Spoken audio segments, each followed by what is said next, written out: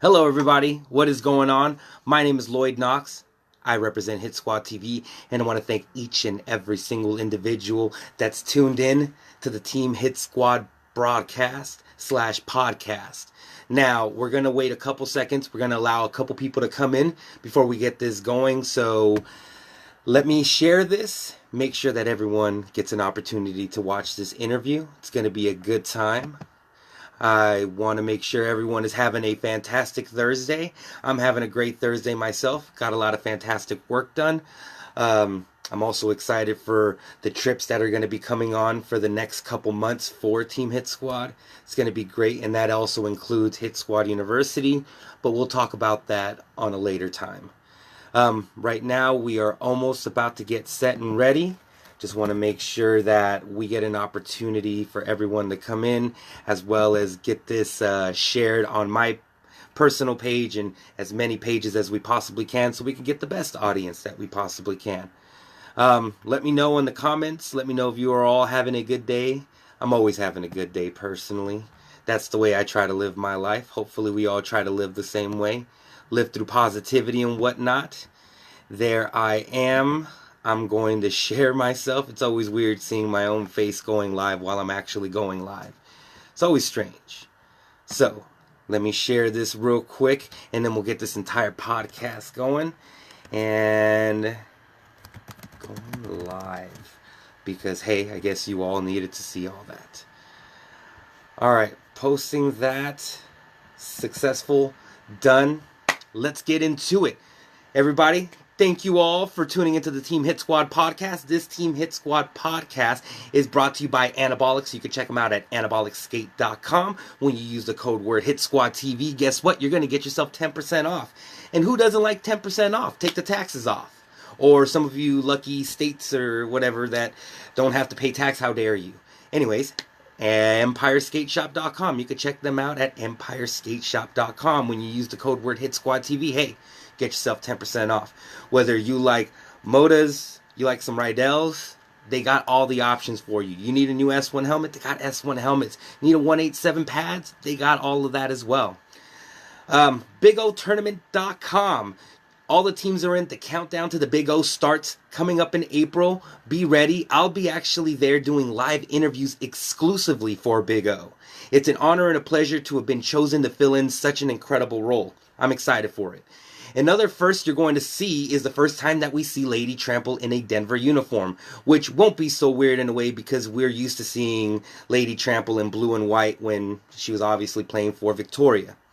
RollerCon.com is happening July 17th through the 21st, 2019. There's 13 tracks, an indoor air-conditioned skate park, the best games, the best skaters, coaches, seminars, vendors, a 24-hour pool party, and a couple of the social events, just like the legendary Black and Blue Ball, and honestly, my personal favorite, I love the Rydell Party. I don't know about you all. I wish I can host the Rydell Party like the legendary dump truck, but maybe I'm just going to have to wait my time.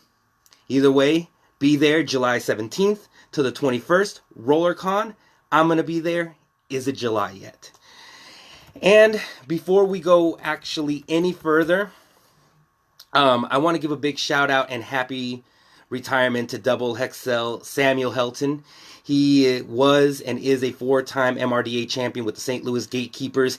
He was the last person you would want to see on the track, but the first person that you would want to see at the after party. Happy retirement, my friend. I hope to see you around RollerCon and continue the Chunkendales tradition that you helped start. You take care, my friend. I'll see you next time. So, as far as interviews go, we have an incredible lineup coming up to you this upcoming season. Next week, I will be live from Tampa, Florida for the JRDA-based tournament Spring Break Swarm, held by the Tampa Bay Junior Derby. I will be going live doing interviews all weekend with some of the new world leaders that are going to be coming up in the JRDA division. It's going to be exciting. It all starts March 22nd, that's a Friday, and we'll be also having interviews with Team USA skater and the captain of the Atlanta Roller Girls, Baller Shock Holler, and mark your calendars, March the 29th. We are excited to announce that we will be doing an interview with Tui Lion from Angel City. We're going to have a great conversation, so make sure you all tune in for that. And let me make sure that I bring in my guest of honor. I want to make sure that I bring this person in right because I got it written down just to make sure I go 100% right. So, in 2017, Sarah transferred from the Victorian Roller Derby League from Sydney Assassins. The Apex called Sarah the most important transfer of 2017. And honestly, they were right. With one silver medal in both WFTDA and with VRDL and the World Cup with Team Australia, and of course becoming the first international team to win the Hydra, I'm happy to bring you all my guests for today. From Victorian Roller Derby League and Team Hit Squad athlete, Sarah Love. Let's see if Sarah is already in the chat so we can bring Sarah in. If not, don't you all worry. I have enough stuff to have us tied up until Sarah Love decides to come on in. So we'll keep all that right there. We have a whole bunch of questions. And the way that this whole structure is going to work is I have about 15 questions to ask. And it all pertains from past history of Sarah Love, some of the things that I found out, a lot of interesting questions that some people have either have wanted to ask, some of the questions that I personally have always wanted to ask, especially that run, that 2017 run. It was a legendary run at that, for the fact that, honestly, there was no other team that was dominating as far as that particular time period. Like, no other team had handily defeated so many teams during the WFTDA Champs 2018. For example, Victoria played against Montreal and won 253-99. Next round, Denver won 287-65. And then finally, Rose City with 180-101. It's an incredible run. And I believe we do have our guest of honor for today. And we are bringing one of the best jammers out in WFTDA. One of the key components and key reasons why they were able to bring in the Hyde in 2017. I want to all introduce you to my good friend and Team Hit Squad athlete, Sarah Love. Sarah, how are you doing today? Hey, I'm pretty good. How are you today? I'm doing pretty good. It's been a beautiful day, and are you ready to get all of this started? I am. I just got home from the Arnold Classic. VRDL was doing some coaching there. We were teaching kids from schools, like from about 8 years old to about 11, how to skate because they were meant to come to learn to derby, but most of them didn't know how to skate. So it was quite the adventure this morning, corralling kids and making sure they don't fall the wrong way and all that kind of thing. So that was good fun. That sounds wonderful. And let's kind of go with that energy. My first question for you to start all this off is let's talk about before you started your roller derby career. How were you like personality wise, and how did you actually discover the sport of roller derby? So I've always loved sports. In fact, I've always loved skating too. I used to play everything in school, like netball, basketball, softball, all the sports, as well as I used to first roller skate when I was about 3 or 4. I picked up a pair that my cousin had laying around, and I used to just wear them all the time instead of shoes. And also, I took up rollerblading when I was at 11 and used to hang out with my brothers at the skate park and just, be the shy girl at the skate park because there wasn't many other girls around and just, not do much. I actually didn't know any tricks or anything. I just skate around. But yeah, I was always a sporty kid, and I found my diary not too long ago. I did have a dream of going to the Olympics and representing Australia. So I've always loved sports, and I've always had like a heart to play competitive sport. Wonderful. Now, I wanted to ask you this. I read this in a Apex article from 2017. Is it true that Mhm. your derby name was Power Pout? Is there any truth to that? It was. Yes, that was my first roller derby name. When I used to go to the skate park when I was a kid, I used to be called Roller Barbie all the time. And I wanted to have like a feminine roller derby name that kind of was like a bit of an ode to the roller Barbie or Tomb Raider, which wasn't too bad. But yeah, so, and also I'm Latina, and when I dance, like most Latinas, like I pout. So it was kind of like a bit of a spin on that. So yeah. Got it. So tell us the teams and organizations that you played for before eventually landing a roster spot with VRDL. What did they teach you to help you become such a fierce and effective jammer on the track? So my very first league was I was living near Byron Bay, and I joined the Northern Rivers roller derby team. They had never bouted before when I joined them, so it was quite an amazing time to be joining roller derby. There was a lot of like teams, I mean leagues starting up from ground up, and so I went through the levels quite fast. It was very ambitious. Like they had a star system, and I was in there like just pressuring my coaches, like, "Well, teach me more. I want to do contact already." So it was probably a very eager and slightly annoying student. Went up the levels, was in the first team to bout for that league, and that was a really exciting time. Oh, nice. Then moved from the Byron area. I moved to the Blue Mountains near Sydney, and trained with Western Sydney for a little while, which was closer to the Blue Mountains. And once I got myself a car to be able to travel to Sydney, I moved to the Sydney Roller Derby League.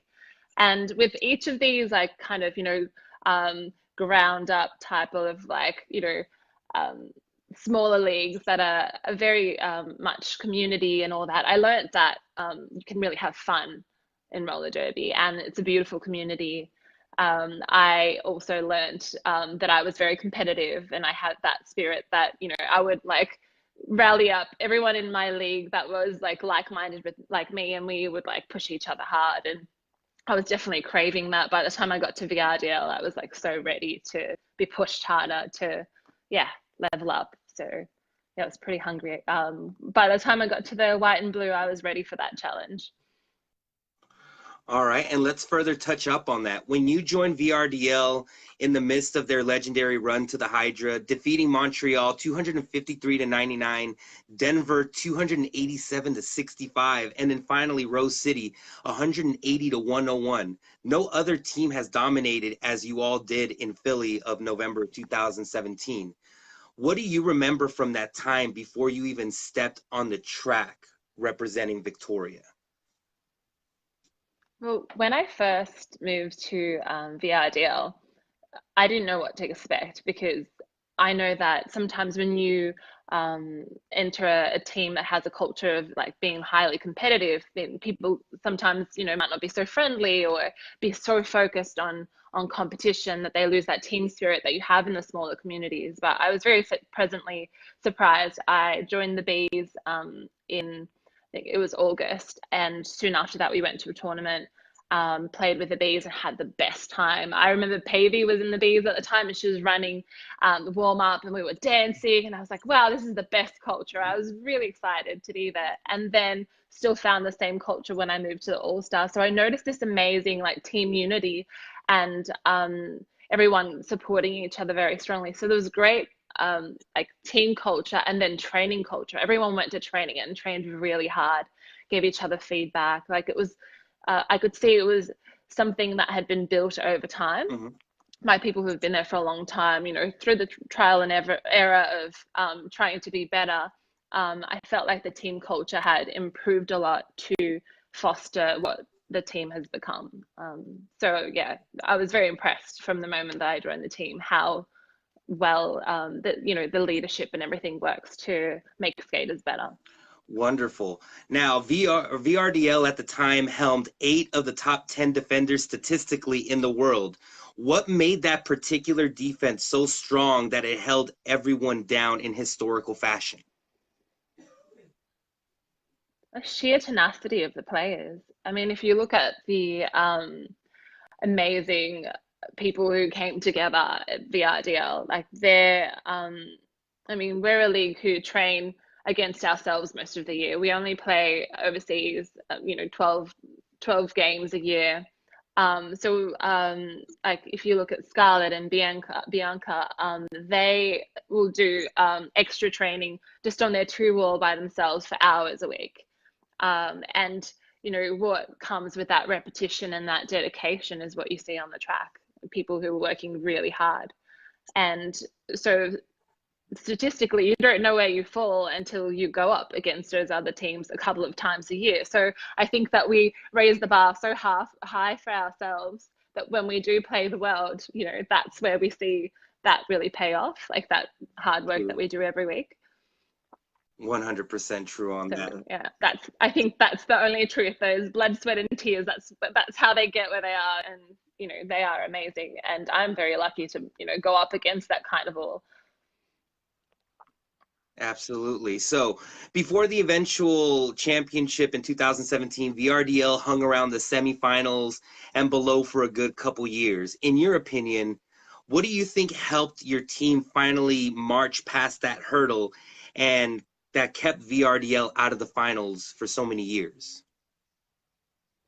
I think it was the right combination of experience, determination, and confidence, because VRDL had been in Division 1 for a few years, had experienced the semi-finals, had been able to recon what went right, what went wrong, and then I could feel it in the team. Everyone knew that they had what it took to take the Hydra in 2017. Everyone had that confidence that, the culmination of everything that had come before had prepared the team for that year. And let's touch up on that even more. VRDL is the first international team to take the Hydra. How special was that moment for your team, your country, WFTDA, the organization, as well as for yourself? It was a really exciting time in roller derby. I think our win as an international team, once again, as I said, like we only play overseas in proper games, like 12 games a year, which isn't very much. Right. We travel, to 3 tournaments a year. So for a little team like us, who are the only Division 1 team in Australia, or actually there's one more, Sun State have been Division 1, but we don't get to play Division 1 very much.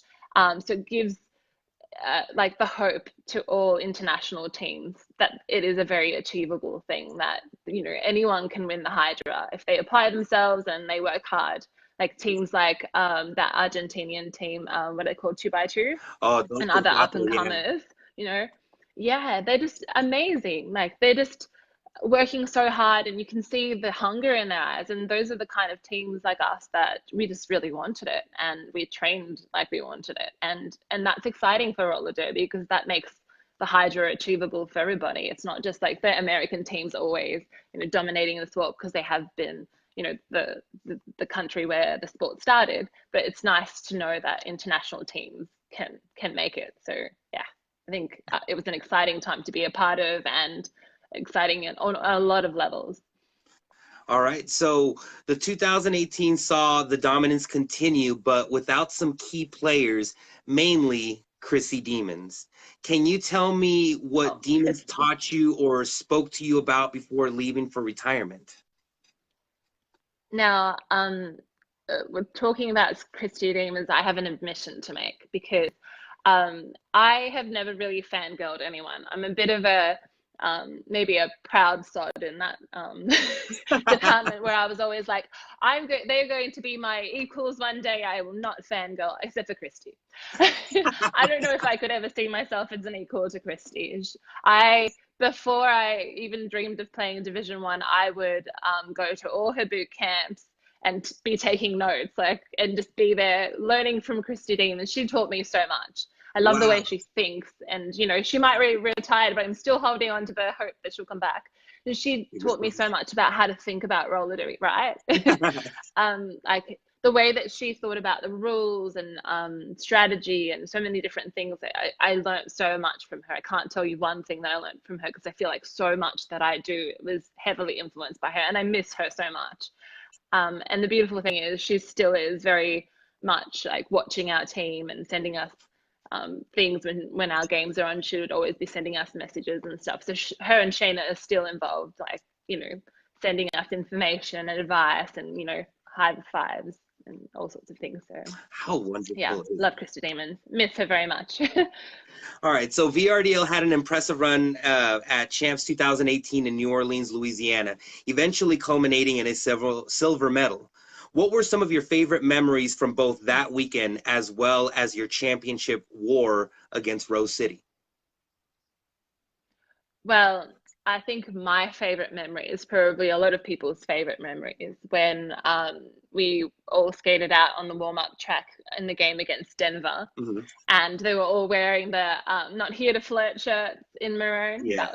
That was probably one of my most favorite moments. Is it shows you the beautiful relationship we've always had with Denver, and obviously now they've you know borrowed the Lady Trample. I'm hoping it's borrowed because I hope that she also comes back. I'm still in denial that she's gone, but I'm also very happy for her. But that was definitely one of my favorite moments because it shows you the beautiful part of our sport, like the camaraderie that teams can have, and then in contrast, like the fierceness and the competitiveness on track is still very much there, like that you can have those beautiful friendships off track and then battle it out like the athletes that we are on track. So definitely my favorite moment, like Uh, global moment on at champs. And then in the game, the final game, I think my favorite moments were the dancing, because you know how much I love to dance. yeah. But like the high energy that we were able to maintain all game. Our team still had like good morale and good unity. I never felt during the game that we'd given up or there was any moment that we didn't believe that we were still very much in the game. And rose through everything, like physically and mentally they threw everything, and they won the game, and it was a great game to play. I love a hard, tough game. My favorite game to date is the World Cup game, because that was the hardest game of my life, and I love a hard game, so I always welcome that, and I got that in that final too, so I'm happy. Let's go into that World Cup game that you were talking about. Can you tell me Hmm. what was it about that it became your favorite? Oh, just the legendary people, grouped together, and my opponents. Like, you had that Amazonian wall of V Diva and Lacey Knight, and I can't remember the other blocker's name off the top of my head right now, but they were just massive, Right. and just having to like figure out physically how to move around them, and like just the sheer force of that pack, but then also the beautiful gameplay that was happening. And then they had the contrast of like Tracy Akers being the offense in that one. But yeah, like the dynamic of Team USA and playing against them, and like it being quite physically hard and mentally hard, but not hard in a negative way. Just that beautiful like high level of gameplay, and then yeah, an amazing team to play with as well. Yeah, I really enjoyed that game. Thank you for sharing that with us. Now we have the speed round questions. I'm going to give you 5 quick Oh random yeah. questions, and I want you to answer them as fast as you Hmm. can. Or if you want to give us a Okay. quick breakdown as to the reason why you picked that answer, by all means, do not let me stop you. Are you ready, Sarah Love? Okay. I might get stuck on my. We'll see. We'll see. All right, well, let's get it going. Is there a buzzer? I feel like I should have a buzzer. Like, 5 seconds. Let's go. all right. All right, so question number 1. Favorite destination that roller derby has brought you? Philly. Nice. What was your worst subject in school? Math. Favorite number and why? 11. It has legs. uh, Besides roller derby or skating in general, what is your favorite thing to do? I like to salsa. And finally, our final question, your favorite food and why? Ice cream. Because it's ice cream. Come on. Like if I had to pick anything to eat forever, it would be ice cream. Like coffee buzz buzz buzz from Ben and Jerry's. How can you say no? I don't know. Thank you so much for answering those quick questions. I truly appreciate it. Now let's continue on our journey. Hmm. So I'm going to switch gears a little bit and we're going to talk a little personal. The 2019 rosters were just recently released and a lot of familiar names are back. But one that confused a lot of people, and they were asking on Instagram, I remember seeing, who's Sarah Love? Obviously, it's you, Sarah. Can you tell Hmm. us why you changed your name from Chambers to Love? Sure. For me, and for everybody, your name is a very personal thing. It's something that you carry through life. And changing my name is a personal and a political thing that I'm doing, because I believe that your name should stand for your values. And as an intersectional feminist, I believe that our names should help call for gender equality. Currently, most of people's names in society mean that a woman will belong to a man somehow. And I, with my name, want a name that I choose that doesn't mean that, and that also starts to point to the kind of progress that I hope to see in society, and maybe it will inspire people who have things in their world and in themselves that they want to change, or in their immediate society, like in immediate culture that they want to change, and to encourage them to make those changes. So that's my personal and political act that I'm bringing into my life, and yeah. And I'm excited to be Sarah Love, because it's a great name, I think. Slightly biased, but Well, thank you so much for sharing that with the audience. Truly appreciate it. All right, so now I have 2 final questions for you. Actually, I think I have 3 final questions for you, and then that is pretty much it. Are you ready? Sure. Yes, I'm ready. All right, so the 2019 season is going to start getting underway. What tournament and what team are you most excited to compete against in this upcoming season? So I'm very excited that I get to go to Canada twice this year, because we're going to George W. Tush. Mm-hmm. This is our first time that we're doing that tournament instead of the Big O. Unfortunately, we weren't able to get the 4 games that we need to get our ranking at the Big O, but we've been invited to JTW, WT. Yeah. And I'm so excited because I finally get to play Gotham. I've never played them before. That's true. So I'm really excited that I finally get to play Gotham at that tournament, and I get to visit Canada and play against arch rival, which are one of my favorite teams to play. So very exciting. Is there a particular reason why? Questions? Sorry, is there a particular reason why you like playing arch rival? Vish. Vish is Van Gogh. She's so fun and she's amazing, and she's a force on that team. She's just like moving those blockers around and making them extremely annoying to get past, which I love. Yeah, and the camaraderie between us and that team is great too, and they're amazing athletes, and it's always a great game to play. I agree. So we're going to wind this interview down with these last final 2 questions. What is your advice to athletes that are looking to compete at the highest level like you? Is there any nutrition, mental game, workout, or roller derby tips that you can give the audience? I have a few. Okay. Like, first of all, if you're that person in your league that is super competitive, and sometimes you feel like a bit of an oddball, because like a lot of leagues will be very social, and then there will be like a few players who are the standout players that like work really hard and are very passionate, and you can sometimes feel a little bit like kind of left out of the culture, because it's a different culture to what you have maybe inside you. And what I have to say to those people is follow your dreams and be who you are. Like, be that competitive person and find your people, find your tribe. You will find them. I found them in VRDL, and I found the like-minded, people who train at the same level as me, who are just as competitive, and I'm having the time of my life.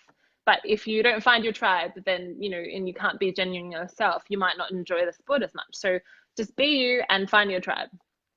And the other thing is, I often will get fans messaging me, asking me like for tips about mind game. I don't know why they ask me, but I think they realize that I'm just like that fierce little fireball out there, because I have like that strong mind. And I do, give some of the credit to my Latina heritage, because I feel like some of that feist and fire is in there because of that.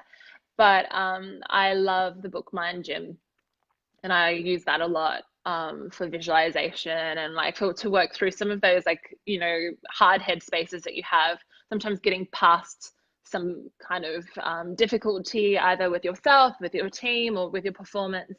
There's a lot of amazing tips in there, and I'm always like, people go and read the book and then ask me questions. It's an amazing book.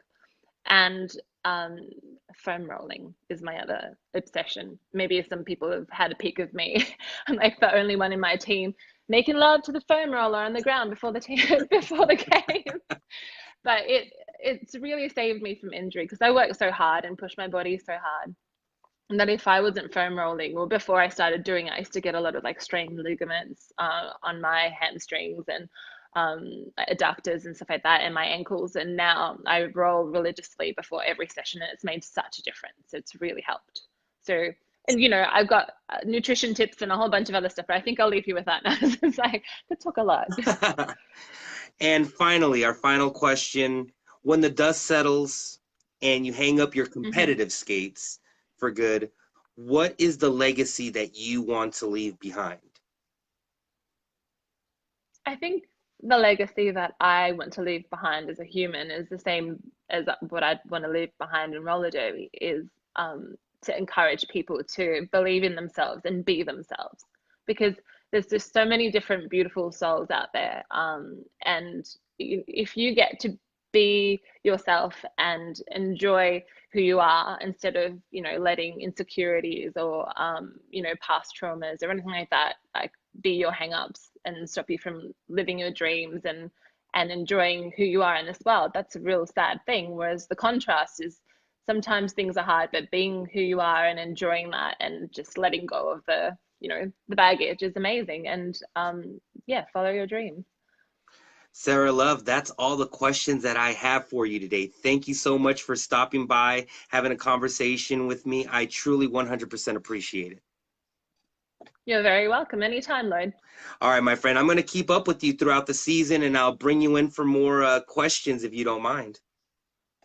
Sure. I mean, next time I'd love to do like a fan question session or something like that, because I know that I get a lot of questions that I'd love to, sit and back and forth about. So yeah, let's do that sometime soon. Wonderful. Audience, you heard Sarah Love. Make sure that you have your questions all ready for the next time that we have a conversation with Sarah. One more time, thank you once again. You have yourself a wonderful day, and I'll talk to you soon. Thank you. See you later. See ya. Bye. All right, everybody. That was, of course, the wonderful VRDL jammer, Sarah Love. Thank you all for tuning in. This was all brought to you by Anabolics. You can check them out at anabolicskate.com as well as empireskateshop.com. Both sites, when you use the code word HitSquadTV, you're going to get yourself Thank you all for tuning in. I super appreciate it on this wonderful Team Hit Squad live broadcast / podcast. Next week, we're going to be broadcasting live from Tampa, Florida. We're going to be having the Team Hit Squad athletes from Los Anarchists, DCM, Duval. It's going to be an incredible time, and then we're going to have that interview with Tui Lion as well as the interview with Baller Shot Caller, and we're going to have way more interviews that are be coming throughout the season. Make sure you check it out. From everybody here, my name has been Lloyd Knox. You have been a wonderful audience, and I will check you next week. See you later. Peace out.